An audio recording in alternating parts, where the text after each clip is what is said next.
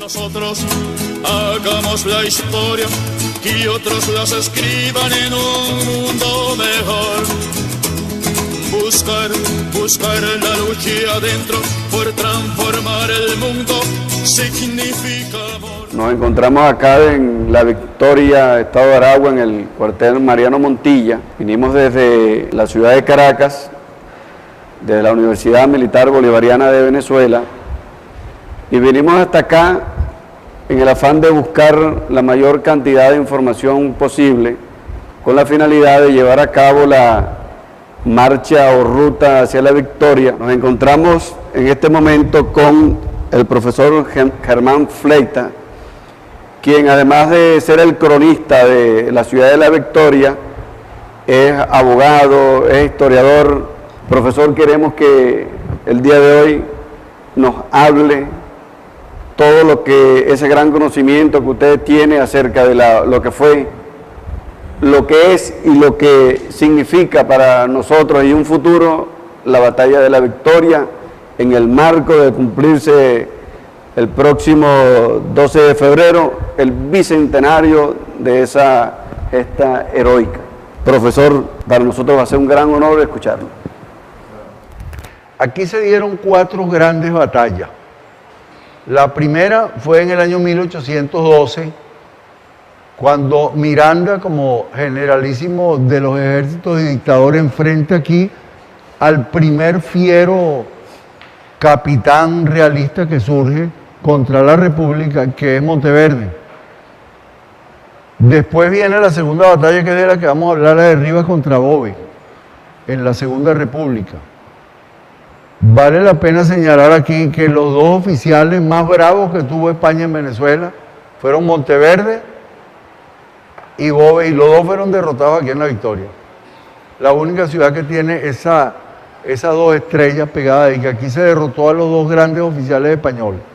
Bueno, después de la batalla de 1879, contra lo que quedó, después que se murió el general Linares Alcántara, un hermano suyo que quedó como presidente pretendiendo quedarse más tiempo, le arremeten en la primera batalla venezolana donde se usaron ametralladoras. Un grupo de ametralladoras que el general Guzmán desde París le había mandado a Puerto Cabello al general Crespo, que es el gran vencedor de esa batalla. Me imagino que en la primera ráfaga matarían unos cuantos, pero en la segunda ya estaban por tejería Bueno, la cuarta gran batalla es la más grande batalla de la historia militar de Venezuela, por el número de hombres, por el tamaño del frente, por el tiempo que duró, 22 días. La de Carabobo creo que duró 45 minutos, la de Rivas duró 9 horas. Esa duró 22 días, que fue la de 1902, que por cierto, le comentaba a mi general, que es la primera derrota militar que sufre el imperialismo en América Latina, aquí en La Victoria, porque ustedes saben que aquel Manuel Antonio Matos, banquero, con todos los caudillos que habían quedado rialengos y desempleados de la Revolución Federal, van a venir a impedir que siga el gobierno de los andinos, de Castro y de Gómez, y aquí en La Victoria fueron derrotados. O sea que esta es una ciudad militar, y por cierto, el general Castro se sorprendió mucho de que una ciudad con tanta historia militar no tuviera un cuartel, y mandó a hacer este, que es el más bello de Venezuela, pero es un buen pitador porque desde que se construyó no hubo más guerra.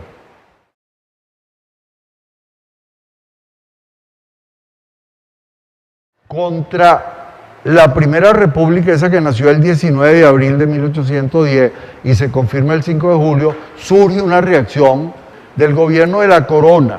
No me gusta decir el gobierno de los españoles, porque la guerra de independencia no fue entre Venezuela y España, ni entre venezolanos y españoles, sino entre patriotas y realistas.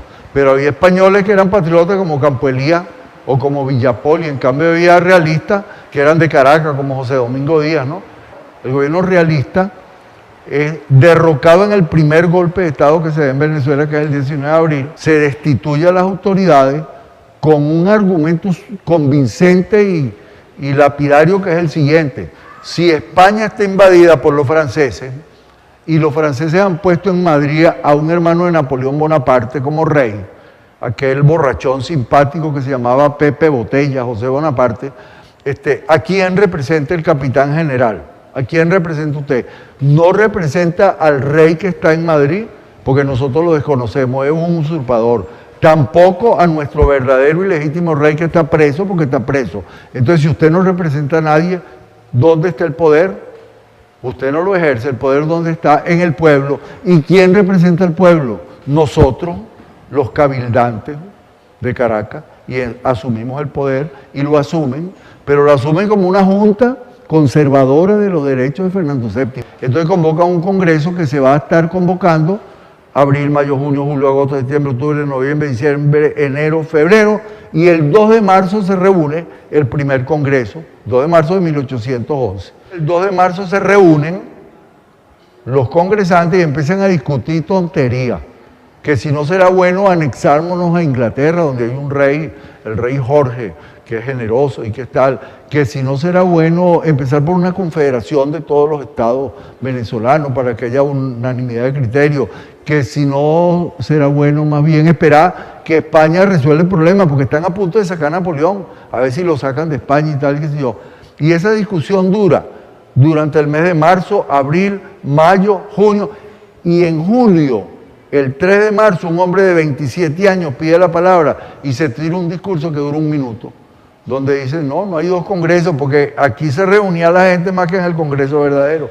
Se reunían en una casa de María Antonia Bolívar, y el grupo, que era una junta de embuste, se llamaba Junta de Fomento de la Agricultura y el Comercio. Se llamó la Sociedad Patriótica, y hoy en día, donde estaba esa casa, a una cuadra de la Plaza Bolívar, nosotros a esa esquina la llamamos la esquina de Sociedad, que ustedes la deben conocer en el centro de Caracas. Por eso, bueno, el hombre pregunta, ese joven, no es que hay 2 congresos. ¿Cómo es eso de que si no vamos a anexar Inglaterra? Esos son el residuo de la vieja cadena. Que si tenemos que confederarnos, no estamos confederados ya, que si tenemos que esperar que España resuelva el problema con Napoleón. ¿Qué nos importa a nosotros que España venda sus esclavos o los conserve si nosotros lo que queremos es ser libres? Eso que hay que tomar la decisión con calma, y 300 años de calma no bastan. Yo creo que nosotros aquí estamos perdiendo el tiempo, y una comisión de aquí tiene que ir al Congreso y llevar estos sentimientos. Se nombra la comisión, pule su discurso en la noche, que es lo que llevan al Congreso, y así sería de contundente el discurso del 4 de julio en el Congreso, que el 5 de julio declara la independencia. Ese joven, por supuesto, se llamaba Simón Bolívar. Ahora bien, esa república que ha tenido que salir a defenderse, se pierde cuando extrañamente aquí en La Victoria a ese fiero Monteverde lo derrota 2 veces el general Miranda. Lo derrota el 20 de junio de 1812 y lo vuelve a derrotar el 29, en que regresa fortalecido con tropas puertorriqueñas y llaneras que han llegado, etc. Y lo extraño del caso es que después de derrotarlo 2 veces, a los 5 días se rinde. Y lo van a hacer preso en La Guaira y lo entregan, y ya sabemos la triste historia que persiguió al generalísimo Miranda. Se tienen que ir de aquí, vienen entonces en una campaña que Boves llama un paseíto, y ellos lo llaman la campaña admirable, y le ofrecen los representantes del gobierno de Caracas la capitulación en Valencia, y él dice más adelante, y lo esperan en Maracay más adelante. Cuando llega La Victoria, a una casa que está aquí, que la podemos ver ahora, recibe la capitulación y la acepta. O sea que aquí en La Victoria, el 4 de agosto de 1813, nace la Segunda República. Dicen algunos historiadores que lo que hizo Bolívar, sin decirlo, fue recoger las banderas de la República donde las había dejado caer el general Miranda. Bueno, esa Segunda República, que arranca desde el 4 de marzo, va a tener unas consecuencias. Primero, que no pueden gobernar, lo que están es defendiéndose de los lanzazos por todas partes, ¿no? Él nombra aquí en La Victoria 2 funcionarios de alto nivel, que es el que nombra al doctor Cristóbal Mendoza, gobernador civil de Caracas. Y después ese Cristóbal Mendoza va a ser el primer presidente de Venezuela. Y nombra al general José Félix Rivas, que es su tío, que ha venido con él en todas las campañas admirables, lo nombra como jefe militar de Caracas, gobernador militar se llama el nombramiento, de Caracas, y con ese empleo de gobernador militar es que el general Rivas viene a la victoria. Ahora, ¿por qué aquí? ¿Cuál es la estrategia del Libertador? El gran estratega de la batalla de la victoria es el Libertador. Él está en Valencia, sabe que Boves está en los llanos. Boves ha dicho, está en escritos de él, que cuando Bolívar llegó a Caracas después de ese paseíto que hicieron de la campaña admirable, él le tenía armado allá un ejército de 20.000 hombres, con caballos y armas, todos listos para... O sea, 20.000 hombres era 20.000 hombres, todavía hoy en día son muchos 20.000 hombres. Imagínense cómo sería ese ejército en ese momento, ¿no? Entonces, el Libertador que está en Valencia sabe que Boves va a atacar porque quiere tomar los valles de Aragua, pero no sabe si va a atacar Caracas o Valencia. Entonces, ¿qué hace? Si viene para Valencia, le coloca unos soldados al sur del lago por donde debe entrar, que es el portachuelo de Guayca, y otro grupo al norte del lago donde está hoy en día el Biglow Center, ese centro. Bueno, ahí le pone el otro grupo, le pone ahí. Pero entonces, ¿y si va para Caracas? Entonces le pone una gente en Charallave, por esa zona del Tuy, y otra en La Victoria, por donde tiene que pasar obligatoriamente. Entonces manda desde Valencia a un teniente coronel, epónimo de este cuartel, y además de familia victoriana, el teniente coronel Mariano Montilla, cuyo hermano Tomás Montilla es el secretario de guerra, y lo manda a que le comunique a Rivas que el ataque por La Victoria y que se venga para La Victoria. Entonces Rivas se viene, según el decir de Boves, se trajo a los estudiantes porque no consiguió gente grande que lo acompañara. Porque ya primero uno se ha muerto, la gran mayoría. Otro grupo se habría huido. Porque eso es lógico también, el miedo es libre. Si yo sé que hay un ataque ahorita para acá, la segunda está en la colonia Tovar ya montado, porque la mayoría, en La Victoria había 7.000 personas antes de la batalla y 4.000 después. Y aquí no mataron esos 3.000, se fueron, se escondieron, quién sabe dónde fueron a tener. Bueno, que se venga y Rivas se trae a los estudiantes del seminario, los estudiantes que estudiaban carreras civiles, derecho y eso en la universidad, se los trae a todos, que no deben haber sido muchos. Él arranca de Caracas, cumpliendo la orden del Libertador. Con él se viene Mariano Montilla, que va a ser después, en su momento, el jefe de la caballería, y se trae soldados, viene... ya vamos a ver cuánta gente más o menos tendría Rivas, porque él mismo, sin decirlo, lo dice en el parte oficial, cuando señala, dice, a las 4:30 había perdido más de la mitad de mi tropa, 100 muertos y 400 heridos. Entonces, si tiene 100 muertos y 400 heridos son 500, y es más de la mitad, tenía menos de 1.000 hombres. Según esa matemática que él dice, ¿no?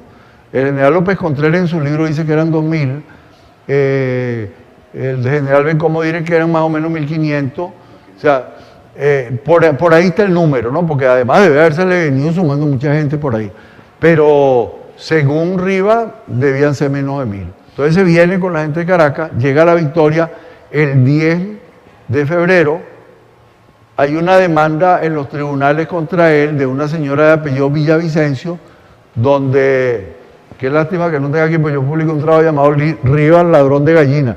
Dice que le robó 80 gallinas, un gallo, unos cubiertos de plata, unas morocotas de oro, media arroba de maíz, tantas cosas de tal, todo lo que él le robó, y entre él y un tipo llamado Francisco Sosa. Francisco Sosa era un hacendado, dueño de las haciendas del norte y de la casa que después compró el general Mariño, la casa de Mariño aquí en La Victoria, que hoy en día es como un museo.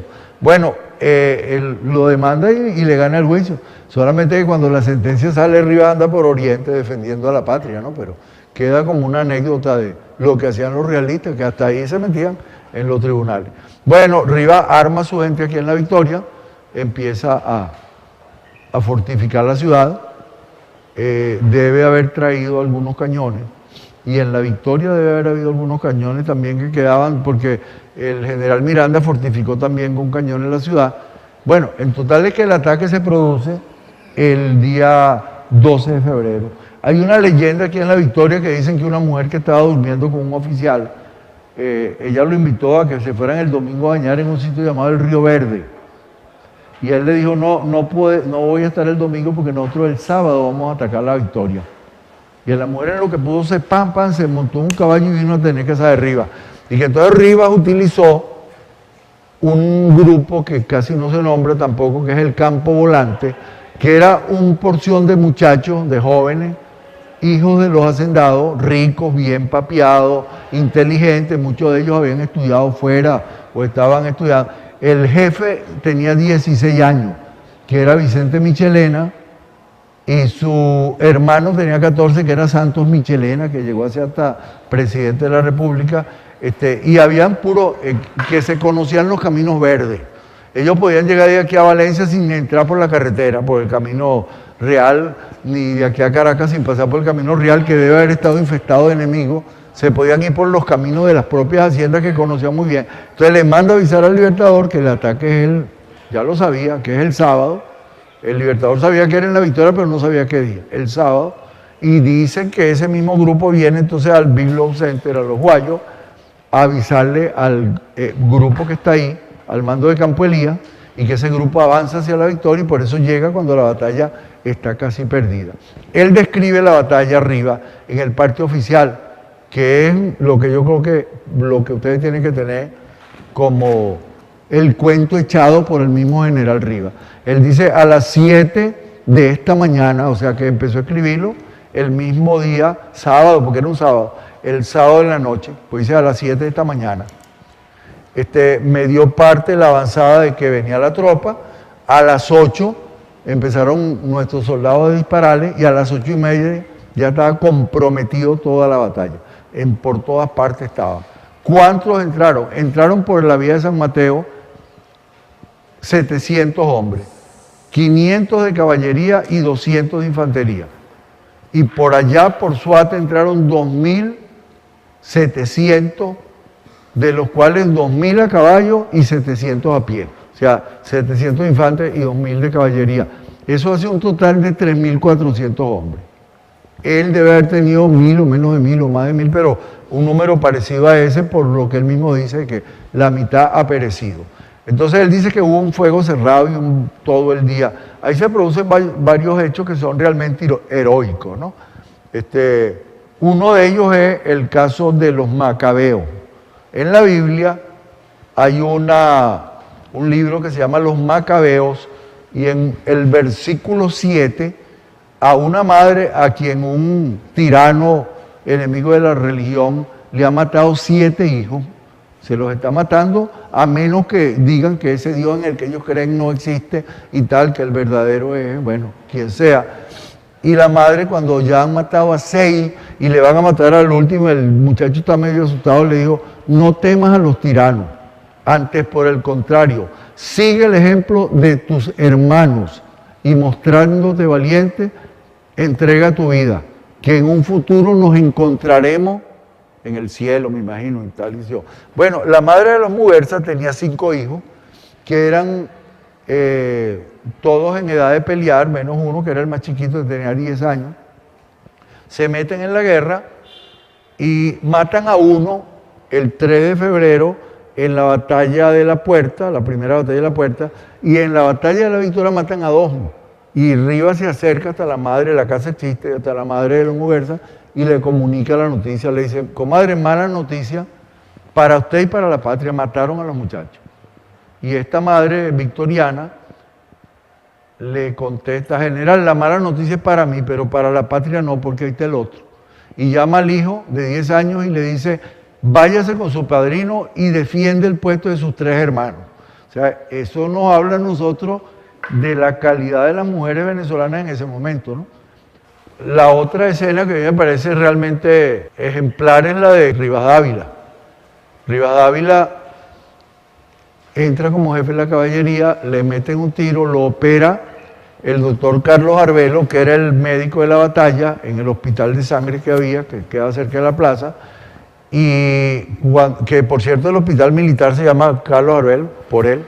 Cuando lo opera le enseña la bala y él le dice, llévesela a mi esposa y dígale que a ella le debo yo el instante más glorioso de mi vida en que muero por mi patria, viva la República, y queda muerto. Eso no lo dice uno en un momento en que le están sacando una bala y sabe que se va a morir. Y él lo dijo. El mismo doctor Carlos Arbelo es quien lo escribe, ¿no? Bueno, hay hechos heroicos y hechos curiosos. Por ejemplo, Rivas dice en el parte oficial, o en uno de los mensajes que manda, que a mí me han muerto 2 caballos bajo mis pies, pero a mí no me han hecho herida alguna. O sea, que le mataron 2 caballos, lo pelaron a él, pero le dieron al caballo y le quitaron 2 caballos debajo de los pies.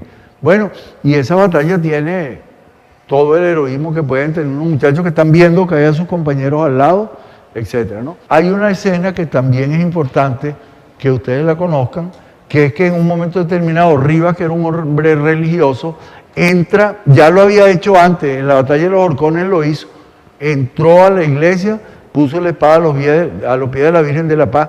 Él había estado en el seminario, él era de la orden tercera de los franciscanos y tenía 2 hermanas monjas y 2 hermanos curas. Era un hombre religioso, ¿no? Y él entra a la iglesia, cuando ve que la tropa está perdida, le pide a la Virgen Inmaculada Concepción que salve a la tropa y dice que su grito, su oración fue interrumpida por un grito de un soldado en el techo de la iglesia avisándole que viene una polvareda por San Mateo. Era Campo Elías. Ahora, para un hombre religioso que está rogándole a la Virgen que lo salve y en ese momento llega el refuerzo, no hay duda de que quien lo salvó fue la Virgen.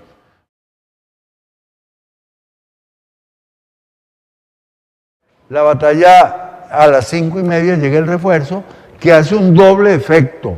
Por una parte, unos muchachos que están metidos en un pueblo, que están siendo asediados y en 9 horas no los han podido sacar, al llegarle un refuerzo se moralizan, pero un ejército que está asediando ese pueblo y en 9 horas no lo ha podido tomar, al llegarle un refuerzo se desmoraliza. Rivas dice que inmediatamente a las 5 de la tarde no quedaban sino los muertos nada más, porque los demás habían huido todos. Y en la última frase dice, Boves en persona comandaba la acción, a quien se le han quitado todos sus libros de órdenes. Hay algunos historiadores, entre ellos uno que fue soldado del rey, era un coronel del ejército realista que después se metió historiador. Yo tuve la oportunidad de conocer a todos sus descendientes en Caracas, que es don José de Austria. Él es el primero que dice que Boves no vino, que Boves estaba curándose allí una cortadita que le hicieron en la batalla de la Puerta y tal, y que por eso no vino, pero que sí vino después cuando supo que está tal y que se yo. Lo cierto es que Rivas dice que quien vino personalmente fue Boves. Y yo no creo que un hombre tan fregado como José Félix Rivas vaya a meter un embuste ahí en un parte oficial de batalla. Entonces, bueno, la batalla termina. Dice Rivas, llegada la noche, mandé a llamar a todos los soldados para que vinieran a desayunarse. Lean el parte oficial para que vean, para que vinieran a desayunarse. O sea que esos muchachos dieron esa pelea sin haber comido. Ahora imagínate tú echando plomo con 14 años hasta en la noche y para que los caballos tomen algún pienso. Bueno, firma el parte oficial, dice la victoria 13 de febrero y firma José Félix con Z, José Félix Rivas. Bueno, lo que quiere decir que siguió escribiendo hasta la madrugada porque firma él. Todavía no se había producido el ataque por la parte sur de la ciudad, que es el Pantanero, porque si se hubiera producido entre los muertos, hubiera metido a Rudecindo Canelón, que lo mataron ahí. El 13 reatacan la fuerza, pero un grupo pequeño los contiene al sur de la ciudad, en el Pantanero, donde está el cementerio, y se van. Solamente que ahí muere Rudecindo Canelón, que tenía que morir así porque era un loco, realmente. Él, por ejemplo, para ponerle un ejemplo, en San Carlos había 3.000 hombres al mando de Ceballos, y él tenía 80 nada más, y él quería tomar San Carlos porque ahí estaba el arsenal, y tú sabes lo que hizo, agarró los 80 hombres y le dijo, vámonos a toda madre para allá, porque lo que nos vean a nosotros volando hacia allá, van a pensar que atrás de nosotros viene el grueso del ejército y van a huir y no van a dar el pueblo solo. Cuando vieron que venían aquellos 80 galopes, Ceballos dijo, nada, atrás vienen los demás, el Libertador y todo, vámonos de aquí, pum, y le dejaron el pueblo solo. Claro, esa la pegó, pero lo han podido matar también, ¿no? A los 80. Era un hombre así aguerrido, era capitán del ejército, se había incorporado en su pueblo, que era el Tocuyo, a la campaña Admirable. Yo conseguí en el Congreso algunas cartas de su hija, pidiéndole al Congreso que no le quiten una casita, que fue todo lo que él les dejó, y que murió peleando aquí y tal, y que había hecho esto y esto y esto y esto. Ahí está todo lo que hizo ese héroe. Y todo en la victoria se llama Rudecindo Canelón. Ese día 13, el Libertador va a darle los primeros, vamos a decir, los primeros premios a la ciudad. Una que dice una bella proclama a los vencedores de la victoria, los autoriza para usar una franja en la manga con un escudo que diga vencedores de la victoria. Es cuando le da el título ese por el que conocemos al general Rivas, que dice: el general Rivas, contra quien la adversidad no puede nada, será llamado desde hoy el vencedor de los tiranos en la victoria. Pero hay un premio especial que es que al hijo de José Félix Rivas le da el grado de capitán vivo y efectivo de infantería de línea con antigüedad desde el día de hoy. Y ese niño que recibe el título de capitán había nacido en el año 1811, el 14 de febrero, el Día de los Enamorados. O sea que la batalla fue el 12, el 13 le dan el título de capitán y el 14 cumplió 3 años. Cuando al Libertador le preguntan después, ¿y es verdad que usted le dio a un primo suyo un título de capitán? Sí, es verdad, porque estaba persuadido de que a su padre lo iban a matar en cualquier momento. Y efectivamente, eso fue 1814. El 5 de diciembre mataron a Bove en Urica. Y el 31 de enero mataron a Rivas. O sea, que ninguno de los dos combatientes de la victoria pudo llegar al primer aniversario de la batalla. De ahí en adelante surgió una gloria de la ciudad, de la fecha, del general. Bolívar le dice a los soldados: vuestros nombres no irán nunca a perderse en el olvido. Y eso es verdad. Ustedes salen a esa calle y empiezan a caminar por las calles de la Victoria y es como si estuvieran caminando por entre las páginas de un libro de historia. Porque en cualquier parte pasó cualquier cosa. En todas las casas vivía alguien, o pasó esto, o en cada esquina. Es como un libro de historia de la ciudad, todas las calles, todo lo que tiene que ver con la ciudad. Pero especialmente con el nombre de Rivas. El Teatro Rivas, la Plaza Rivas, el Liceo José Félix Rivas, la Aldea Universitaria José Félix Rivas. Aquí se le rinde culto a la personalidad de Rivas. Y hay una cosa curiosa en Aragua, para los que son aragüeños: no hay ninguna plaza principal de una capital de distrito en este estado que se llame Bolívar. La plaza de Maracay es la plaza Girardot, la de Villa de Cura la plaza Miranda, la de Sucre, la de Cagua la plaza Sucre, la de Mariño es la plaza Mariño, la de Turmero, la de la Victoria es la plaza Rivas. Yo no encuentro explicación, pero me parece que como siempre hemos tenido nosotros al Libertador metido como en la familia, ¿sí? Entonces, no necesitamos ponerlo en una plaza para estarlo viendo todo el tiempo ni nada. Tenemos la plaza hacia el sur, tenemos arriba allá, que además fue el prócer de esta ciudad, aunque el Libertador tenía una vinculación con la Victoria muy estrecha, que empieza hasta por el hecho de que su papá nació aquí, Juan Vicente Bolívar y Ponte. Empieza, después de esa batalla de la Victoria, a arremeter Rivas, y se da una primera batalla de San Mateo, el 28 del mismo febrero.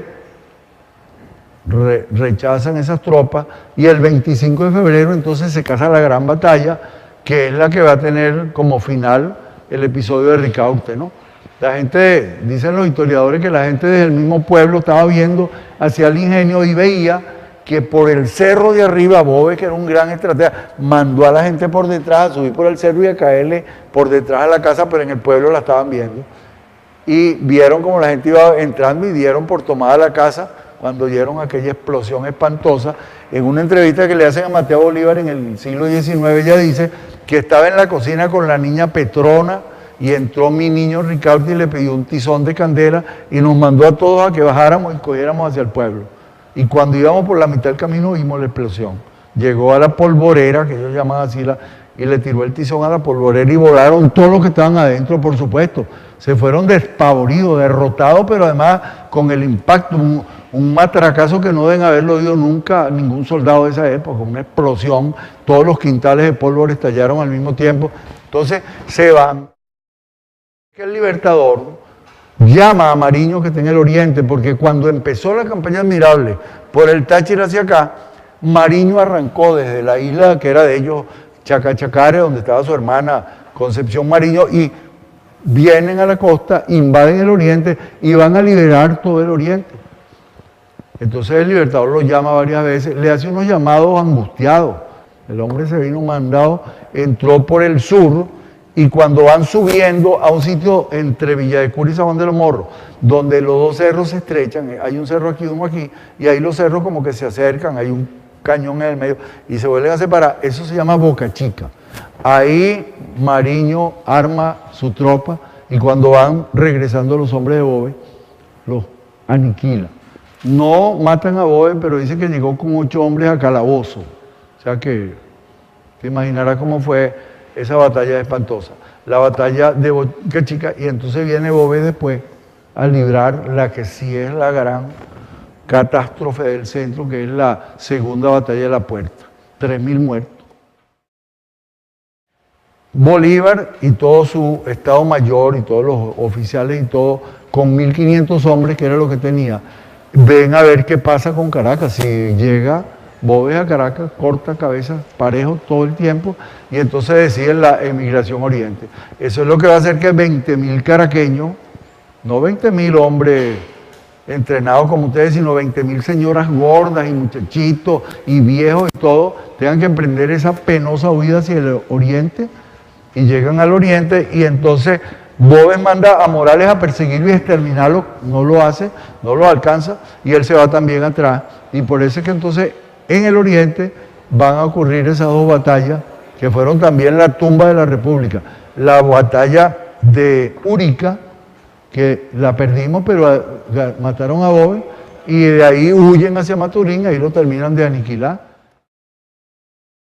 Y empieza ese peregrinar tristísimo del general Rivas por el llano, buscando las tropas de Zaraza, buscando auxilio, pero quienes lo encuentran son unos bandidos, realmente, no eran unos soldados, tal, no, fueron unos asesinos despiadados.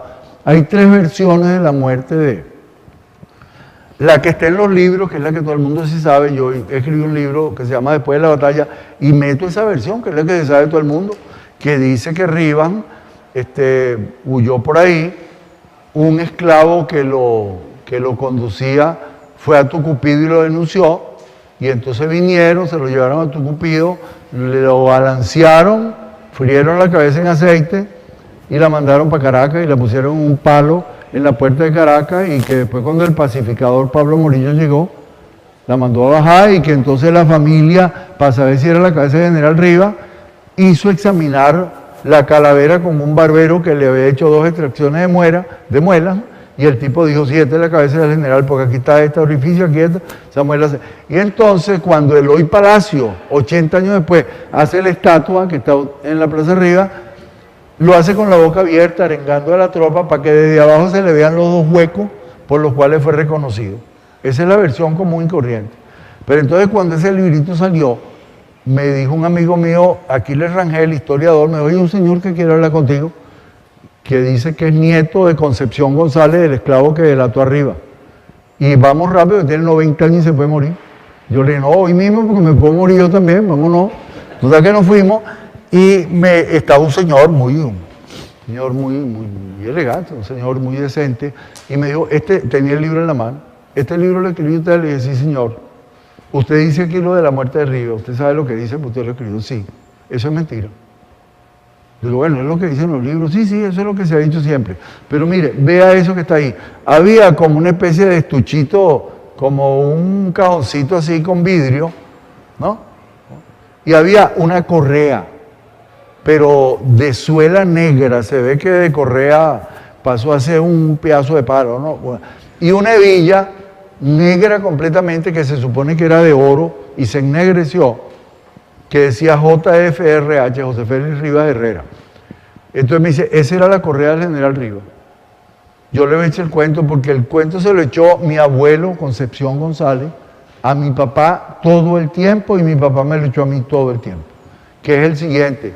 El general Rivas venía con él venía más gente, pero a medida que iban llegando a los pueblos de donde eran ellos iban quedando, hasta que siguió él con un sobrino y con Concepción González, con mi abuelo, con fiebre palúdica. Y se murió, simplemente se murió.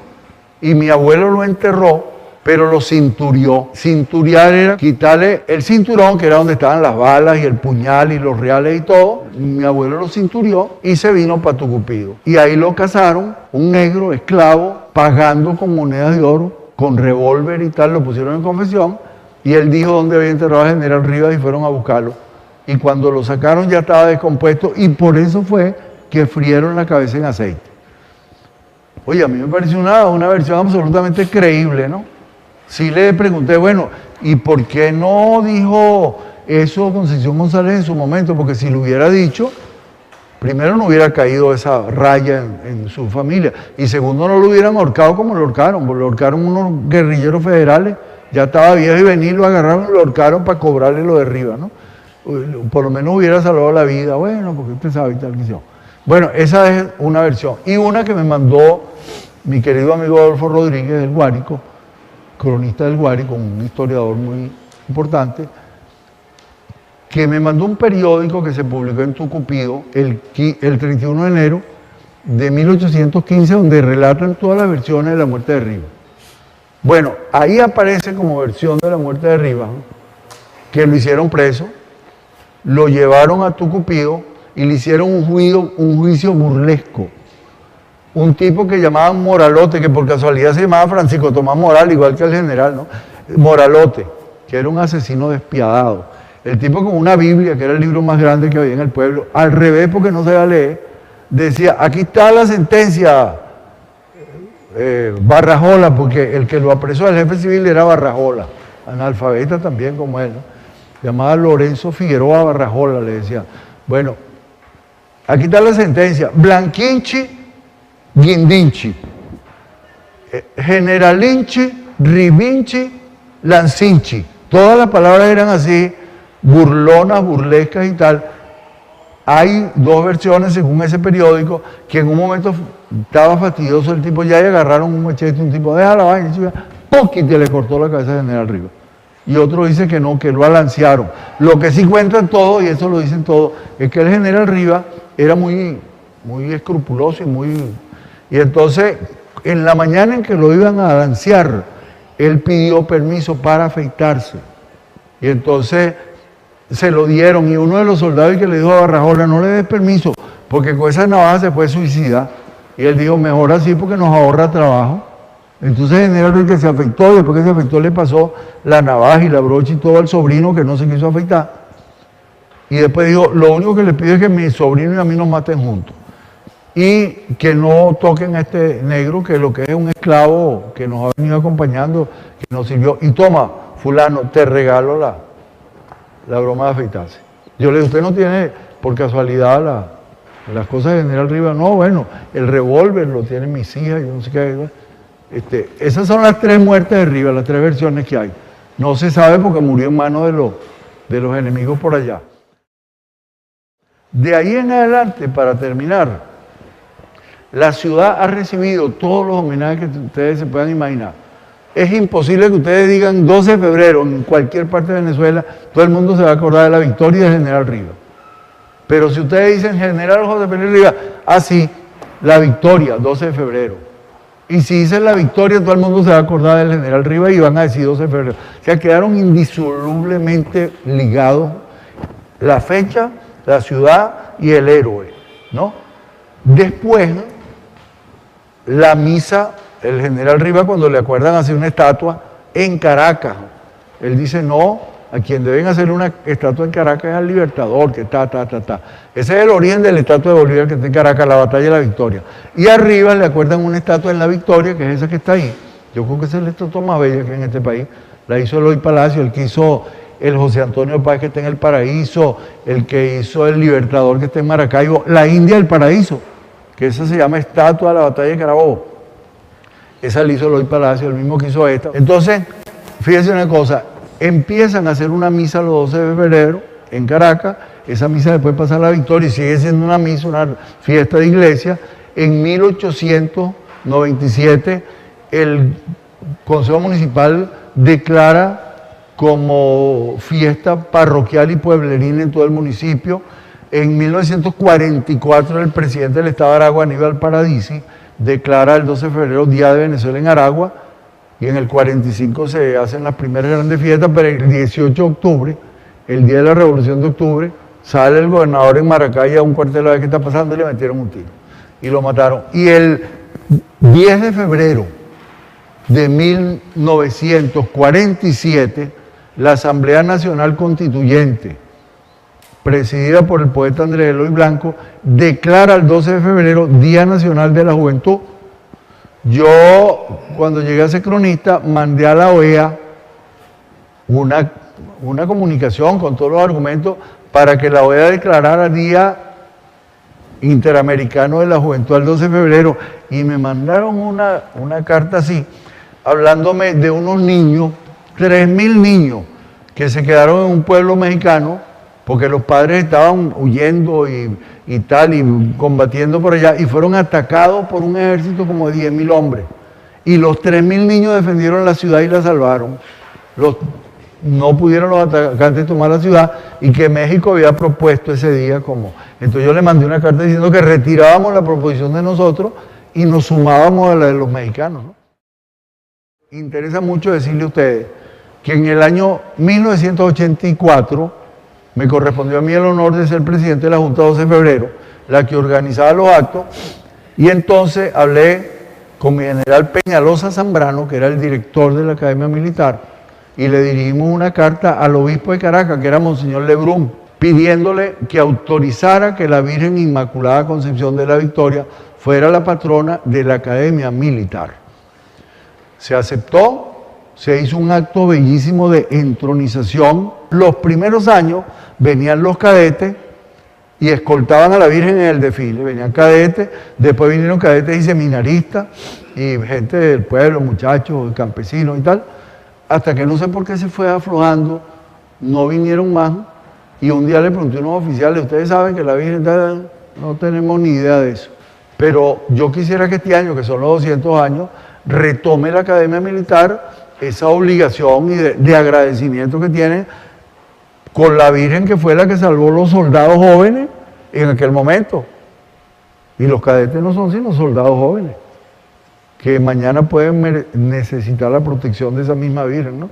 Y siempre es bueno tener, dicen que en el cielo Dios y en la tierra el gobierno, entonces bueno, por lo menos que tengamos un contacto ahí con el cielo a través de esa Virgen, que fue muy eficiente en su momento.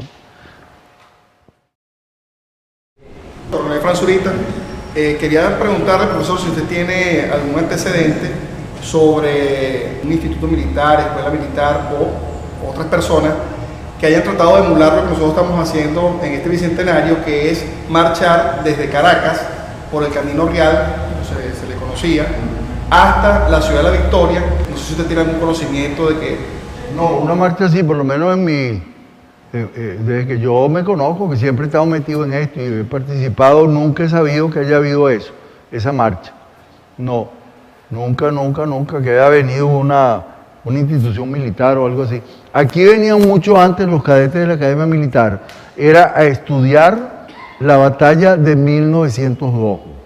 Venían con sus respectivas autoridades y profesores y con un sabio, que era el doctor José Jacopini Zárraga, que se conocía esa batalla tiro por tiro, porque él era descendiente de los generales del gobierno y de los generales de la revolución.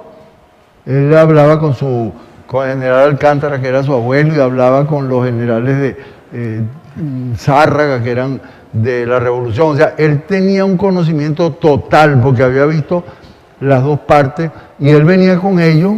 Era un hombre muy ágil, tenía 80 y pico años, andaba, subía más rápido que todos los cadetes y llegaba arriba y les mostraba la ciudad.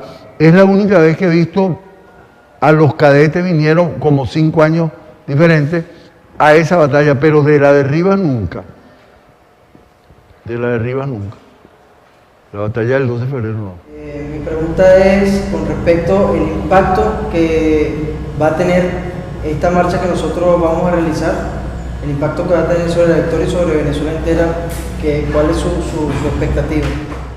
Es la primera vez que se va a hacer y ustedes tienen acceso a los medios de comunicación, la televisión seguramente los va a registrar a ustedes cuando salgan de Caracas, por dónde viene la marcha, etcétera. Y hay un detalle que es importante, que es que por el camino se le debe haber sumado mucha gente a ese ejército. Y a ustedes seguramente se les va a unir una parte de gente que quiera venirse marchando con ustedes también, aunque se devuelvan en la tarde pasó. Pero es muy probable que quieran venir en eso, van a venir acompañados. Ustedes verán que si ustedes vienen, por todo ese camino va a haber gente uniéndosele. Al final de esa marcha, eso lo cuenta un soldado, dice que cuando el general Rivas llegó el 10 de febrero a la Victoria, en el sitio de Macuaya, que es donde está el puente de la Mora hoy en día, lo esperaba una comunidad indígena que vivía ahí, que eran los Macuaya. Buenos días, maestro Mayor Ramírez. Una vez que termina la fecha de la Victoria, hubo unos ascensos, ¿no? Entre los ascensos aparece el soldado Venenito y el soldado Huesito. Definitivamente yo estoy investigando sobre los hechos y encontré dos posiciones, dos posturas.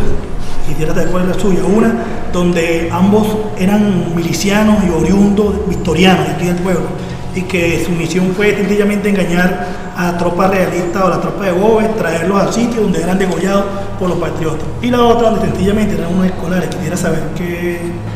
Pero no lo dice en el parte, dice Veneno y Huesito.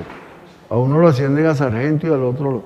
Bueno, eran dos gente del pueblo, obviamente, porque los demás tenían nombre, ¿no?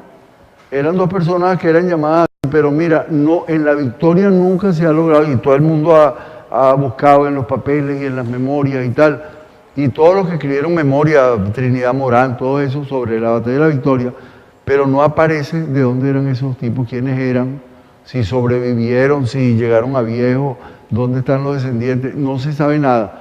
Eso de que su trabajo era traer y tal, eso debe ser inventado, pero es un bello invento, ¿no? Pero, no sé, yo no he leído ningún papel donde diga eso, ni he escuchado tampoco, porque los documentos no siempre son la fuente de la historia. Que no, el documento mata tradición oral. Y Federico Brito Figueroa, que era mi tutor, me decía, mira chico, ven acá, ¿cómo que documento mata versión oral? Si tú te pones a estudiar cuál era la actitud de la Universidad Central de Venezuela en los días finales de Pérez Jiménez y te vas a las actas del Consejo Universitario, te vas a encontrar con que esto era un mar de aceite. Todos los estudiantes estaban puñaleándose, asistiendo a clases para sacar 20 y los profesores enseñando y tal. En ninguna parte dice el candelero que estaba prendido aquí. Por eso no está en el acta, en el documento no. Y es verdad, en los documentos no dice nada y en las tradiciones orales que uno escucha siempre, yo aquí nunca he oído eso, nunca lo he oído. Pero por algo lo mencionan. Algo tiene el agua cuando la bendicen, dicen, ¿no? Por algo lo mencionan sí, lo menciona Tomás Montilla, que era el secretario de guerra, y Muñoz Tébar, o sea, todo el mundo lo menciona. O sea, que no deben haber estado tan desapercibidos en la batalla, ¿no? Ahora, profesor, una pregunta que he tenido la inquietud desde hace mucho tiempo, ¿no? Si aquí hay en la Victoria una iglesia que esté erigida a la Inmaculada Concepción, o si usted como cronista, profesor de historia y alcalde que fue aquí. Y novio de la madrina. Y novio de la madrina. Si alguna vez aquí ha habido una iniciativa de hacer una especie de un templo votivo relacionado con la Inmaculada Concepción y seguramente aquello que quería Rivas, que se llegase a materializar esa construcción, que se llegase a materializar aquí en la Victoria. Bueno, fíjate, cuando le acuerdan la estatua arriba, él dice lo siguiente, en una carta al Consejo Municipal de Caracas le dice, la sangre derramada por los ilustres caraqueños y la protección visible de María Santísima de la Concepción fueron las que salvaron la patria ese día. Esa Virgen la traen a la Victoria, la Virgen Inmaculada Concepción, mucho antes de la batalla, Rivas va y es el que le da, la mete pues en la historia de la batalla. Y en el año 1954 se cumplían 100 años del dogma de la Inmaculada. El arzobispo de Caracas estaba muy mal en cama, que era Monseñor Lucas Guillermo Castillo Hernández, pero su arzobispo coadjutor con derecho a sucesión. O sea que en lo que se muriera y era el arzobispo sin necesidad de juramentarse, porque era con derecho a sucesión, era Rafael Arias Blanco, un gran arzobispo que murió en un choque por allá por Oriente. Entonces, él le dicta a su secretario una, no sé cómo se llama, una homilía o cómo se llame eso, donde le dice, para que se leen todas las iglesias, que celebren el dogma de la Inmaculada, le dice, tráigase de la victoria a la Virgen vencedora de Rivas, para que presida los actos. Entonces, así lo hicieron, se llevaron a la Virgen en la maleta de un carro, la llevaron para la catedral, se hicieron todos los homenajes allá a la Inmaculada Concepción de Rivas. Por cierto que le robaron los zarcillos, y entonces cuando regresó sin zarcillos, mi mamá le dio los zarcillos de ella, unos zarcillos de oro con unos brillanticos que tenía. Se los puso y se los quitan cuando termine el acto para que no se lo vuelvan a robar. Entonces, él fue el que le puso el nombre Guerrero. Y Monseñor Feliciano González, el obispo de Maracay, el segundo obispo, era el secretario de Monseñor Arias Blanco, y me dijo que me iba a dar toda la documentación porque él tenía los apuntes y todo, nunca me lo dio. Bueno, él fue el que le puso ese nombre. Rivas lo que pide es que se le haga una, pero aquí vino una vez la Academia Militar cuando la nombraron patrona de la Academia, y entonces en el sitio donde está, en la otra banda, en un sitio donde está guardada, le hicieron homenaje, le pusieron una reja y tal. Y me acuerdo que el comandante general del ejército era José Antonio Olavarría Jiménez.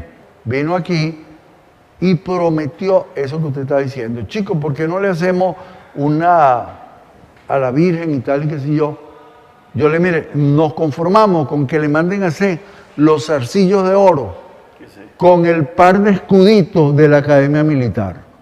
Agarrar el escudo de la Academia Militar, llevárselo a un buen joyero, que haga los zarcillos y se los pongan. Nos conformamos con eso, no con que le hagan una iglesia. Ahora, si ustedes tienen como alguna idea de qué hacer para el Bicentenario, oye, porque sería muy lindo el día que cumple 200 años de haber protegido a la Fuerza de Rivas, ponerle su zarcillo con los escudos de la Academia, o traer alguna placa, alguna cosa que honre a la Virgen.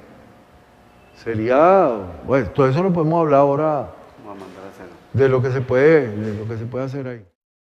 Profesor, Coronel Jesús Barrios Quintero, usted nos hizo ahorita un recuento bien comprimido, ¿no?, de la importancia de una de las campañas que se ha derivado en batallas, en combate. Utilizó un término que es el conocimiento de los caminos verdes. Nosotros estamos ahorita haciendo el reconocimiento de la ruta de José Félix Rivas. ¿Qué nos podría decir desde el punto de vista de la inteligencia militar de esa época para el éxito de la... Bueno, para nosotros hoy ese es un camino verde, no utilizado en 200 años. Ese era el camino que comunicaba el Valle de Aragua con el Valle de Caracas. Imagínense ustedes, por ejemplo, que los indios del Consejo y de esa zona, capitaneados primero por Guaycaipuro y después por los demás, estuvieron impidiendo que las tropas de Losada subieran por esa zona al Valle de los Caracas durante 20 años. O sea, tuvieron 20 años atajando a las tropas de Losada, no pudieron pasar, 20 años. Y la guerra de independencia lo que duró fueron 11, librada por dos ejércitos bien organizados, bien armados y bien dirigidos los dos. Y esos dos ejércitos lo que duraron fue 11 años. En cambio, esta gente tuvo a punta de flecha 20 años. Hay un sitio ahí donde pasa lo mismo que en Boca Chica, que se estrecha, este cerro va por aquí, el río Aragua, el Tuy va por debajo, llega un momento en que este cerro se acerca para acá y este para acá, y en ese momento el río está casi a la orilla del camino y después se vuelve a abrir, ¿no? Bueno, en ese lugar esos indios tuvieron 20 años a punta de flecha, que en una oportunidad mataron a 228 españoles, que fue lo que hizo que el rey de España los declarara herejes excomulgados y otra cosa más, a esos indios, ¿no? Bueno, ese sitio se llama el Valle del Miedo. Le quedó ese nombre para la historia, el Valle del Miedo. El terror que tenían los españoles de pasar por ahí. Pero ese era el camino que había, no había más ninguno. Entonces, eso estuvo siendo el camino entre Caracas, el Consejo, después, cuando se fundó el Consejo, y el Valle de Aragua. La carretera que nosotros llamamos hoy en día carretera vieja, que es la carretera que pasa por Los Teques y tal, esa la inauguró Guzmán Blanco el 19 de enero de 1866, porque ese día cumplía 80 años de muerto Juan Vicente Bolívar, que había nacido en La Victoria, que era padre del Libertador, con quien Guzmán Blanco pretendía estar emparentado, y entonces ese día, como homenaje a los 80 años y tal, inauguraron esa carretera, y la autopista, por supuesto, es de Pérez Jiménez para acá. O sea que el único camino era ese. Yo le mandé a mi coronel Zurita y a su papá, que es un libro, le mandé un trabajo que yo publiqué sobre el camino, diciendo el nombre de cada una de las haciendas, de todos los lugares, de lo que pasó por ahí, de allá para acá, de todo eso, porque yo estudié eso durante muchos años, esa fue mi tesis, ¿no? Ese camino tiene muchas historias, porque ese camino era el contacto entre lo que es Caracas y lo que es el resto del país, ¿no? Y por ahí pasaron todas las tropas y todo el mundo, y lo tenían como, ya uno sabía que había que pasar apuradito por aquí, porque había una hacienda aquí, que era de unos realistas que podían estar metidos ahí y tal, y qué sé yo. El Libertador más de una vez se metió por ahí y vino a salir a La Victoria después, y la gente no sabía por qué. Y una vez nos pusimos nosotros a ver por qué, y resulta que llegando a Quebraseca hay una hacienda así que se llama Hondón, y por ahí hay un camino que viene derechito al norte de La Victoria, pero un caminito, y por ahí se metía el Libertador y llegaba a La Victoria y volvía a aparecer por aquí. Ese camino es parte de la... Que por cierto, el profesor Cruzen, José María Cruzen, hizo un libro muy bello que se llama El Camino de Losada, que es ese camino donde él va diciendo día por día lo que ustedes van a hacer, día por día a dónde llegó Losada, dónde acampó, dónde lo resistieron, dónde tal cosa, hasta que llegó a Caracas, ya al final de... Ese camino era muy conocido, por supuesto, por todo el mundo, por Boves, por Rivas, por Morales, Hay unas escenas que son realmente inentendibles hoy en día. Por ejemplo, hay un detalle que el Libertador le da una orden al general Bermúdez, donde le dice que si él ataja a 2.000 hombres hacia allá, del Consejo para allá, tiene ganada la batalla de Carabobo, porque lo que queda del ejército realista no nos puede contener. Si usted ataja 2.000 hombres. En otra comunicación al general Sublé le dice, dígale al general Bermúdez que ataje 2.000 hombres, que no importe el éxito que tenga, que no les enfrente batalla, que no los derrote. Es más, si nos infringen una pequeña derrota no importa, que el interés es que haga un tapón y que no pasen para acá. Porque si él ataja a esa gente ahí, nosotros ganamos esa batalla. Bueno, el general Bermúdez hace eso y lo hizo bien, y en el parte oficial de Carabobo, cuando ascienden a los generales, entre ellos a Páez, ascienden a Bermúdez, que no estuvo en la batalla de Carabobo. ¿Por qué lo ascienden? Por la batalla del Consejo, que fue el 20 de mayo, unos días antes del 24 de junio, ¿no? Bueno, llevan a Bermúdez a juicio, porque presentó batalla a los tipos, a un ejército infinitamente superior, y el tipo contesta, bueno, no me voy a defender, no tengo defensa. Lo que pasa es que yo jamás en la vida he contado a los enemigos. Así mismo le respondió, claro, una respuesta esa que vas a hacer, anda, vete tranquilo y de ese hombre. Yo nunca he contado a mis enemigos.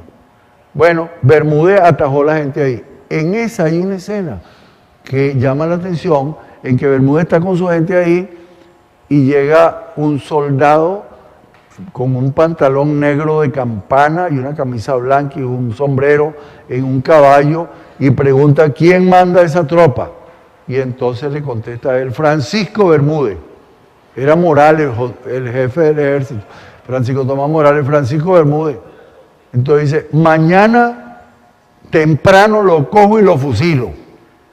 Y entonces le dice, no, no espere hasta mañana, cójame ahorita. Le dice, no, porque mi tropa está muy cansada.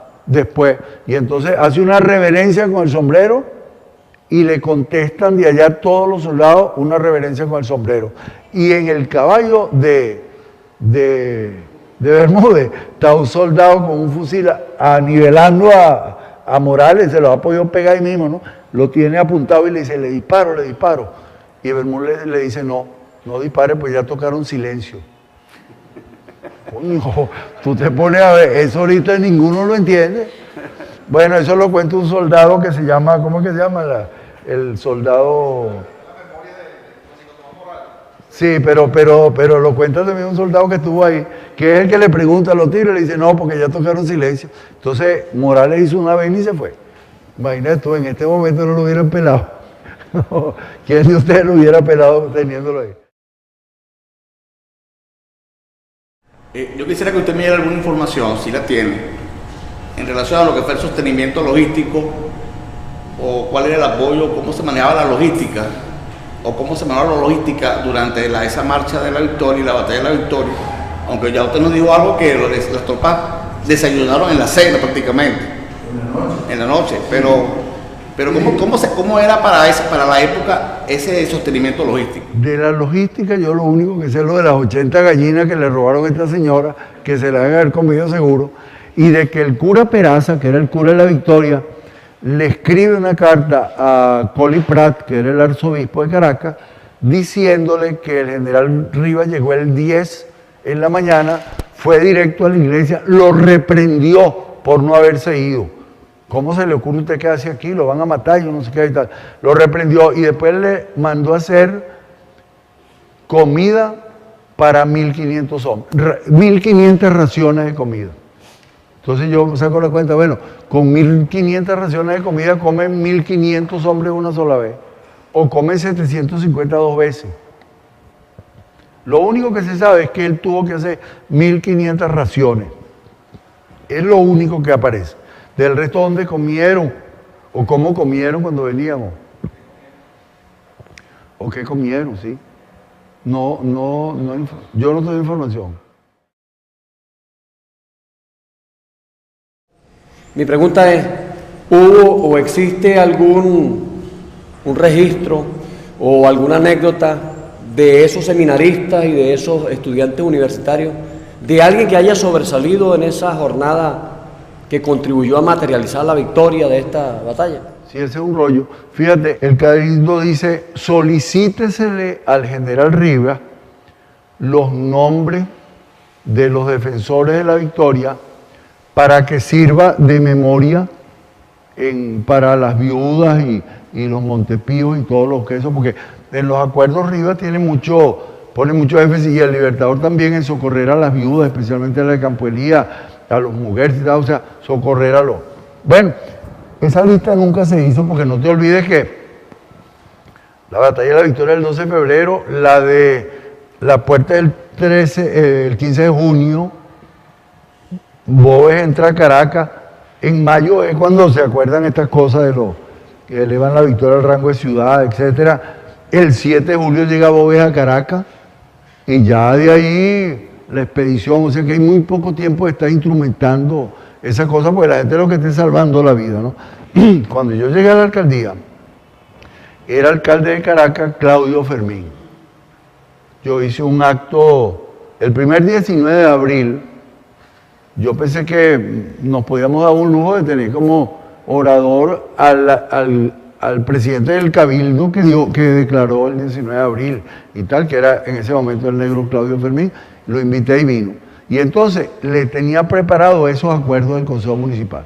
Mira, Claudio, lo que dice que el Consejo Municipal y tal. Yo, vamos a hacer una cosa, vamos a inscribir esos nombres ahorita en los libros de ahora. Y Claudio, que es un tipo muy inteligente, me dice, chicos, vamos a hacerlo en esta forma. Vamos en los libros de acta del Cabildo a inscribir los nombres. Pero vamos a hacer una placa de mármol del tamaño de una pared donde que diga, cumpliendo las instrucciones del Cabildo de Caracas de fecha tal, inscribimos los nombres de los siguientes, fulano, fulano, fulano, y los ponemos ahí.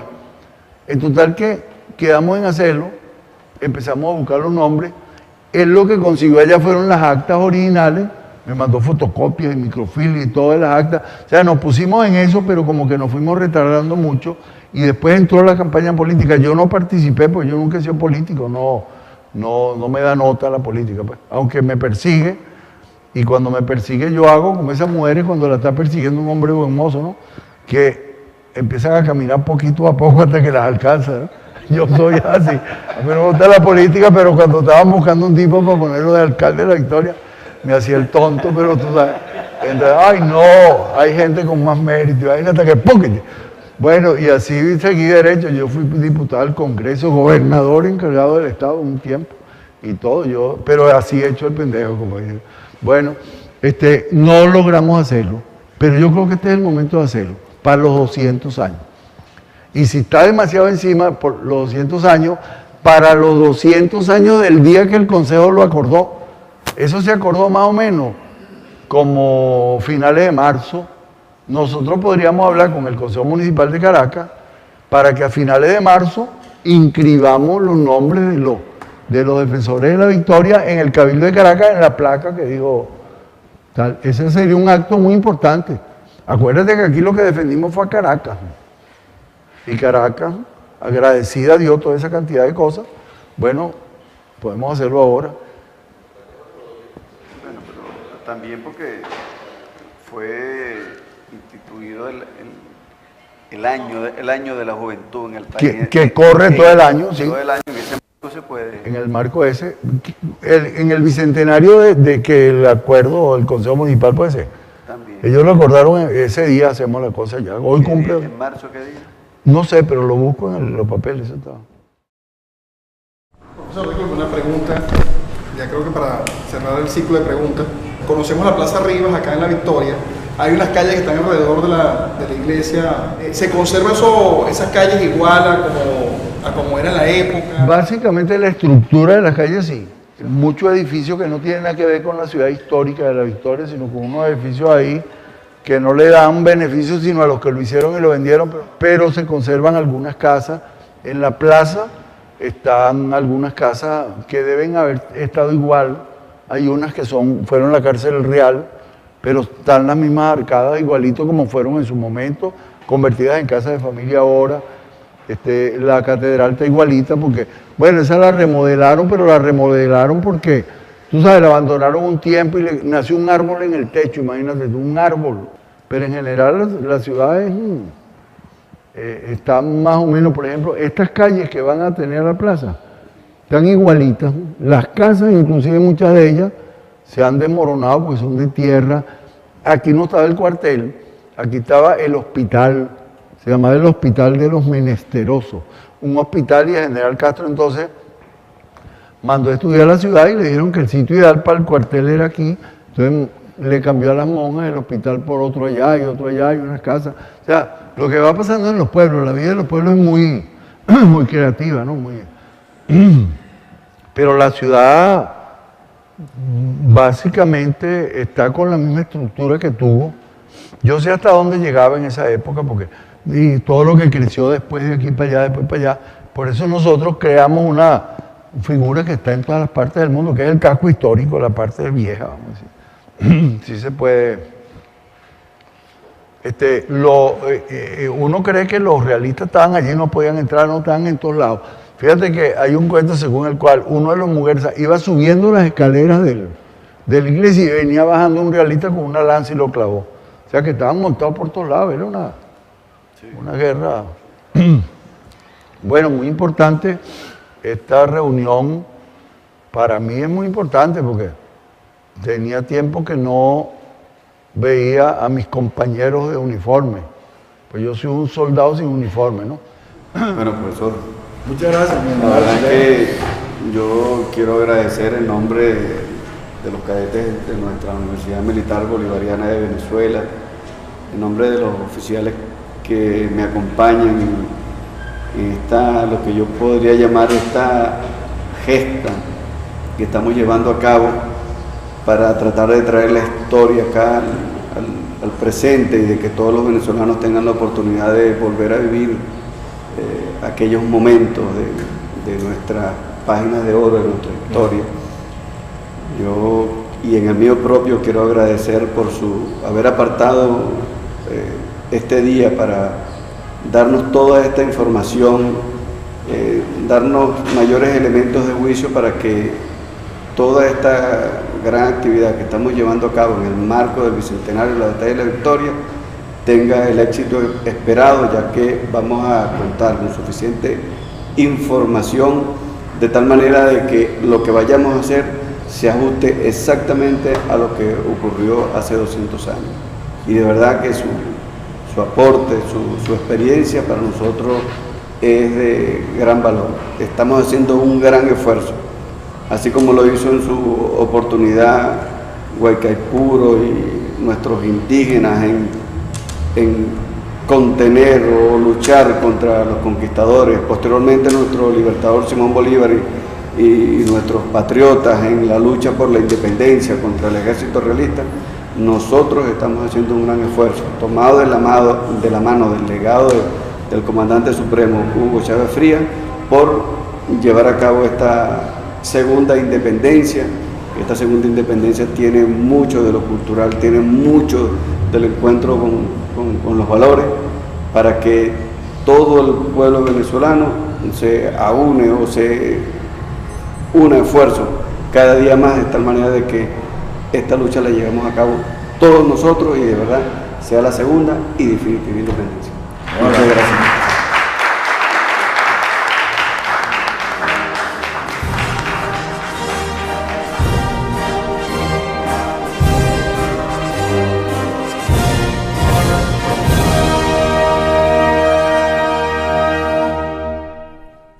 Nosotros hagamos la historia y otros las escriban en un mundo mejor.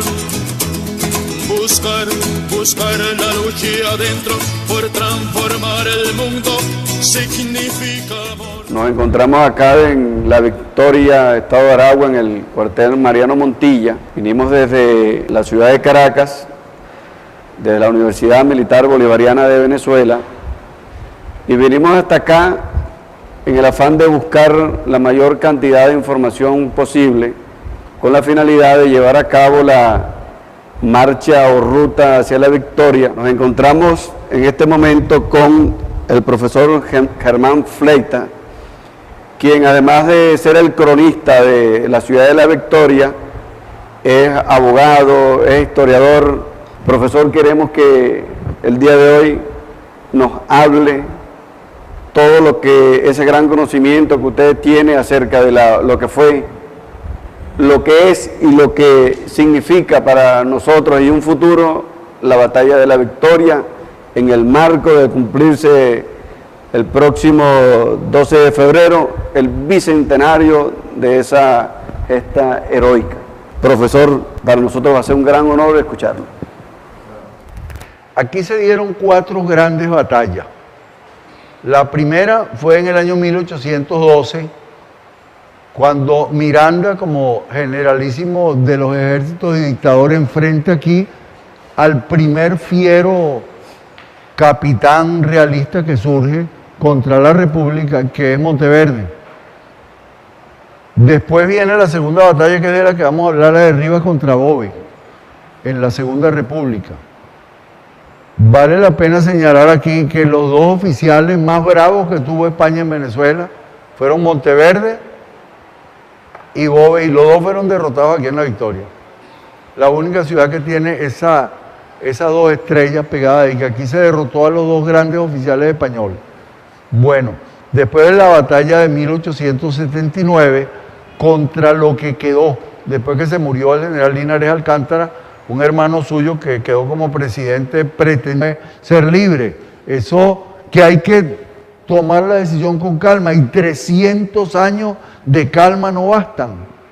Yo creo que nosotros aquí estamos perdiendo el tiempo, y una comisión de aquí tiene que ir al Congreso y llevar estos sentimientos. Se nombra la comisión, pule su discurso en la noche, que es lo que llevan al Congreso, y así sería de contundente el discurso del 4 de julio en el Congreso, que el 5 de julio declara la independencia. Ese joven, por supuesto, se llamaba Simón Bolívar. Ahora bien, esa república, que ha tenido que salir a defenderse, se pierde cuando extrañamente aquí en La Victoria a ese fiero Monteverde lo derrota 2 veces el general Miranda. Los derrota el 20 de junio de 1812 y lo vuelve a derrotar el 29 en que regresa fortalecido con tropas puertorriqueñas y llaneras que han llegado, etc. Y lo extraño del caso es que después de derrotarlo 2 veces, a los 5 días se rinde. Y lo van a hacer preso en La Guaira y lo entregan y ya sabemos la triste historia que persiguió al generalísimo Miranda. Se tienen que ir de aquí, vienen entonces en una campaña que Boves llama un paseíto, y ellos lo llaman la campaña admirable, y le ofrecen los representantes del gobierno de Caracas la capitulación en Valencia, y él dice más adelante, y lo esperan en Maracay más adelante. Cuando llega La Victoria, a una casa que está aquí, que la podemos ver ahora, recibe la capitulación y la acepta. O sea que aquí en La Victoria, el 4 de agosto de 1813, nace la Segunda República. Dicen algunos historiadores que lo que hizo Bolívar, sin decirlo, fue recoger las banderas de la República donde las había dejado caer el general Miranda. Bueno, esa Segunda República, que arranca del 4 de marzo, va a tener unas consecuencias. Primero, que no pueden gobernar, lo que están es defendiéndose de los lanzazos por todas partes, ¿no? Él nombra aquí en La Victoria 2 funcionarios de alto nivel, que es el que nombra al doctor Cristóbal Mendoza, gobernador civil de Caracas. Y después ese Cristóbal Mendoza va a ser el primer presidente de Venezuela. Y queriendo quedarse más tiempo, le arremeten en la primera batalla venezolana donde se usaron ametralladoras. Un grupo de ametralladoras que el general Guzmán desde París le había mandado a Puerto Cabello al general Crespo, que es el gran vencedor de esa batalla. Me imagino que en la primera ráfaga matarían unos cuantos, pero en la segunda ya estaban por tejería Bueno, la cuarta gran batalla es la más grande batalla de la historia militar de Venezuela por el número de hombres, por el tamaño del frente, por el tiempo que duró, 22 días. La de Carabobo creo que duró 45 minutos, la de Rivas duró 9 horas. Esa duró 22 días, que fue la de 1902, que por cierto, le comentaba a mi general, que es la primera derrota militar que sufre el imperialismo en América Latina, aquí en La Victoria, porque ustedes saben que aquel Manuel Antonio Matos, banquero, con todos los caudillos que habían quedado rialengos y desempleados de la Revolución Federal, van a venir a impedir que siga el gobierno de los andinos, de Castro y de Gómez, y aquí en La Victoria fueron derrotados. O sea que esta es una ciudad militar, y por cierto, el general Castro se sorprendió mucho de que una ciudad con tanta historia militar no tuviera un cuartel, y mandó a hacer que es el más bello de Venezuela, pero es un buen pitador porque desde que se construyó no hubo más guerra.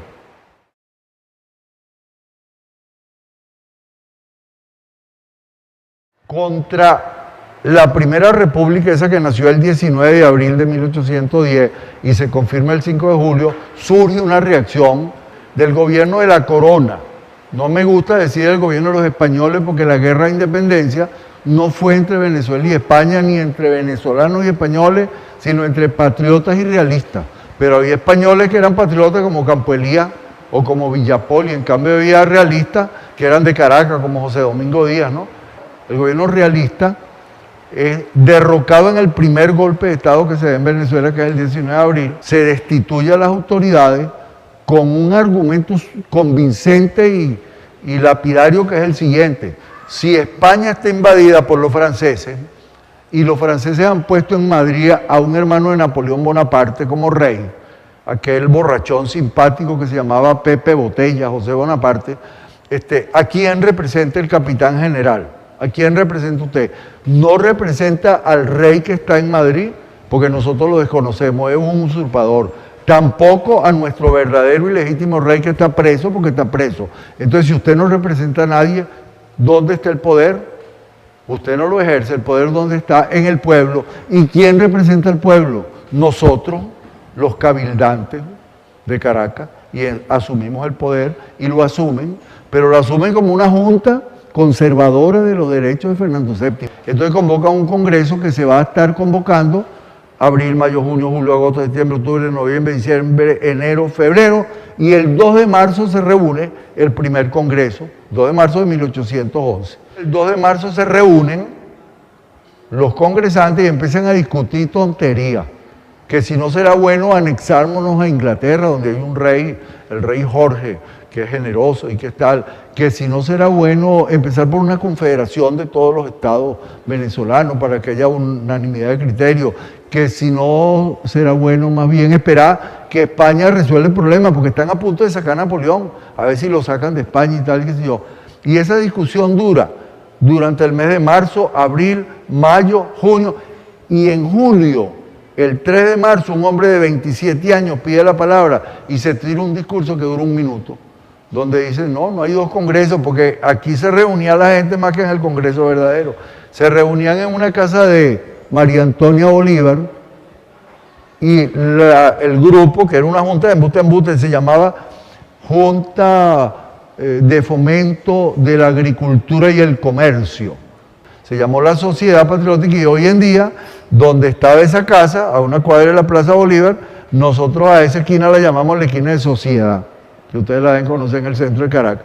Por eso, bueno, el hombre pregunta, ese joven, no es que hay 2 congresos, ¿cómo es eso de que si no vamos a anexar Inglaterra? Esos son el residuo de la vieja cadena, que si tenemos que confederarnos, no estamos confederados ya, que si tenemos que esperar que España resuelva el problema con Napoleón, ¿qué nos importa a nosotros que España venda sus esclavos o los conserve si nosotros lo que queremos es nombrar al general José Félix Rivas, que es su tío, que ha venido con él en todas las campañas admirables, lo nombra como jefe militar de Caracas, gobernador militar se llama el nombramiento de Caracas, y con ese empleo de gobernador militar es que el general Rivas viene a la victoria. Ahora, ¿por qué aquí? ¿Cuál es la estrategia del Libertador? El gran estratega de la batalla de la victoria es el Libertador. Él está en Valencia, sabe que Boves está en los llanos. Boves ha dicho, está en escritos de él, que cuando Bolívar llegó a Caracas después de ese paseíto que hicieron de la campaña admirable, él le tenía armado allá un ejército de 20.000 hombres, con caballos y armas, todos listos para... O sea, 20.000 hombres era 20.000 hombres, todavía hoy en día son muchos 20.000 hombres. Imagínense cómo sería ese ejército en ese momento, ¿no? Entonces, el Libertador que está en Valencia sabe que Boves va a atacar porque quiere tomar los valles de Aragua, pero no sabe si va a atacar Caracas o Valencia. Entonces, ¿qué hace? Si viene para Valencia, le coloca unos soldados al sur del lago por donde debe entrar, que es el portachuelo de Guayca, y otro grupo al norte del lago donde está hoy en día el Biglow Center, ese centro. Bueno, ahí le pone el otro grupo, le pone ahí. Pero entonces, ¿y si va para Caracas? Entonces le pone una gente en Charallave, por esa zona del Tuy, y otra en La Victoria, por donde tiene que pasar obligatoriamente. Entonces manda desde Valencia a un teniente coronel, epónimo de este cuartel, y además de familia victoriana, el teniente coronel Mariano Montilla, cuyo hermano Tomás Montilla es el secretario de guerra, y lo manda a que le comunique a Rivas que el ataque es por La Victoria y que se venga para La Victoria. Entonces Rivas se viene, según el decir de Boves, se trajo a los estudiantes porque no consiguió gente grande que lo acompañara. Porque ya primero unos se han muerto, la gran mayoría. Otro grupo se habría huido. Porque eso es lógico también, el miedo es libre. Si yo sé que hay un ataque ahorita para acá, la segunda está en la colonia Tovar ya montado, porque la mayoría, en La Victoria había 7.000 personas antes de la batalla y 4.000 después. Y aquí no mataron esos 3.000, se fueron, se escondieron.